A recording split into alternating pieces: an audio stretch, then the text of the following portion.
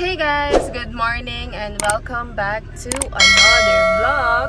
Kasama ko si Zia ngayon, nag-prepare na. Nagmamadali kami guys kasi biglaan na may check-up kami dun sa fertility doctor namin. And mag-i-inquire kami kung pwede yung test tube baby sa amin kasi nga tumatanda na tayo guys.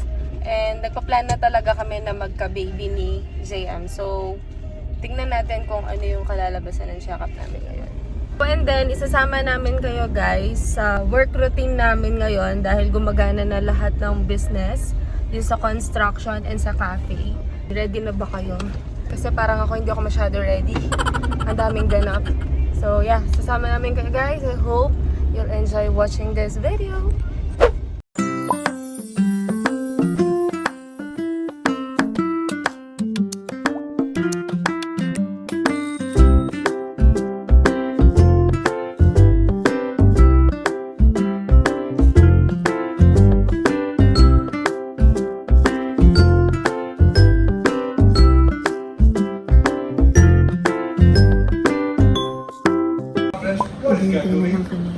For they discipline us for a short time. Yan guys, lumabas muna kami. Dahil pang 7 pa ako sa pila and wala pa din si Doc. So, pupunta muna kami sa cafe kasi sobrang lapit lang ng cafe namin and may deliveries kami kasi today. Isa-sideline muna namin habang wala si Doc. So, mamaya babalik kami guys and mag-update kami. So, ang ginawa lang sa akin kasi may record na ako dito. Kinuha lang, pinull out yung mga records and sobrang limited lang ang mga patients nila. Pili lang kasi lumang kailangan lang ma-check up. Today, napag-decide lang namin na mag-inquire kami regarding dun sa test tube baby and I hope maging okay itong check up namin. Yeah, ito na yung next option namin kasi talagang siguro hindi dala ng stress na de. Kaya ganun na hindi talaga mabuo si baby. So let's try this second option. I hope maging okay itong option na to. Update namin kayo guys.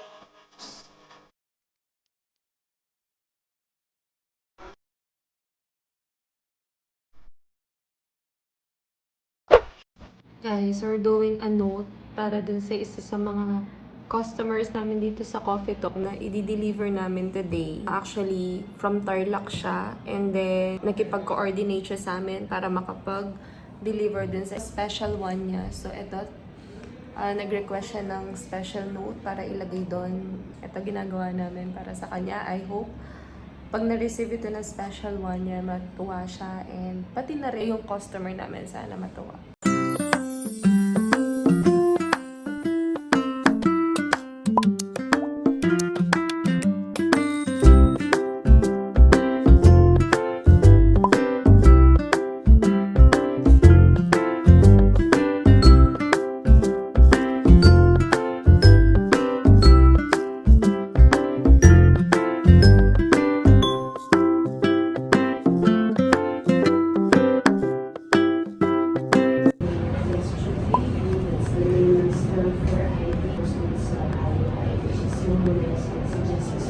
Opo.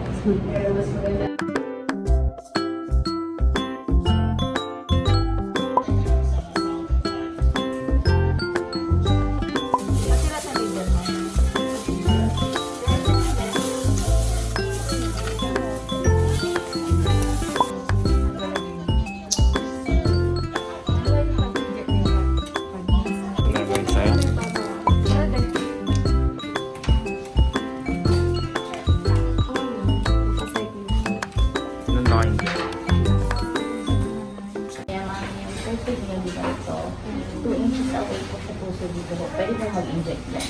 So, ganyan.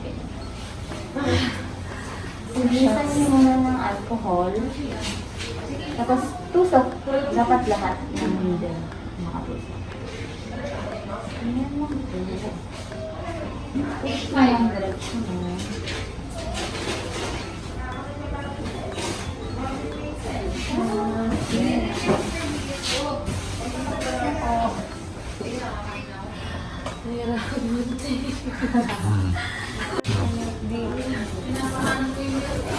Yung gamot niyo doon ha. Opo. Lagay niyo lang sa ilip.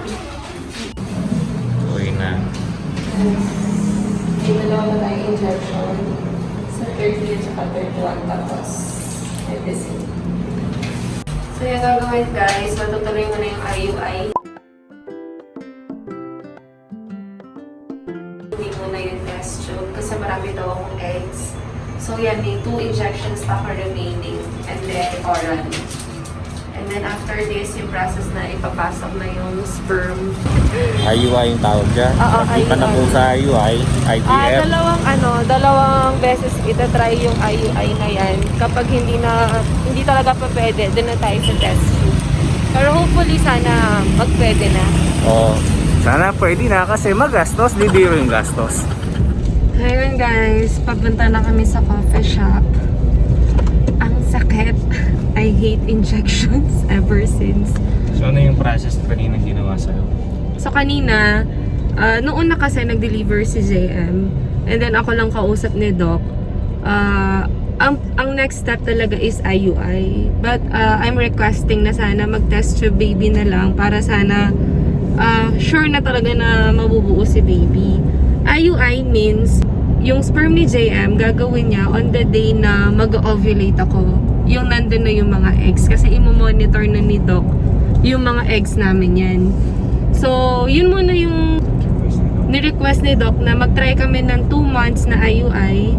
If hindi man siya mabuo ng first month, at least 2 months namin siyang itatry kasi sayang daw. Baka makuha naman doon sa IUI. Kasi ang laking expenses ng test tube.